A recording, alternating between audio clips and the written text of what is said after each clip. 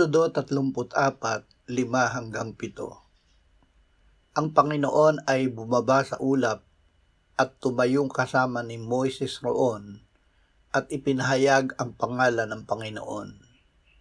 Ang Panginoon ay nagdaan sa harapan niya at nagpahayag, ang Panginoon, isang Diyos na puspos ng kahabagan at mapagpala, hindi magagalitin at sagana sa wagas na pag-ibig at katapatan, na nag-iingat ng wagas na pag-ibig para sa libo-libo, nagpapatawad ng kasamaan, ng pagsuway at ng kasalanan, ngunit sa anumang paraan ay hindi ituturing na walang sala ang may sala, na dinadalaw ang kasamaan ng mga ama sa mga anak at sa mga anak ng mga anak hanggang sa 3 at 4 na salinlahi.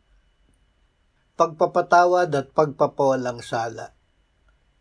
Ang pagpapatawad at pagpapawalang sala ay tumutukoy sa iisang katotohanan, ang pag-aalis ng kasalanan at pagtanggap ng Diyos sa pinatawad.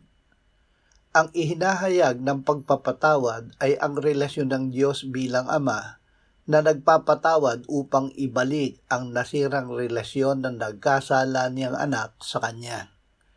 Ang ihinahayag ng pagpapawalang sala ay ang gawa ng Diyos bilang hukom, na bagamat patuloy siyang naninindigan laban sa kasalanan, ay nagpapahayag na ang sumampalataya kay Jesus na Kanyang anak ay Kanyang pinawalang sala at inaring matuwid gaya ng hindi nagkasala.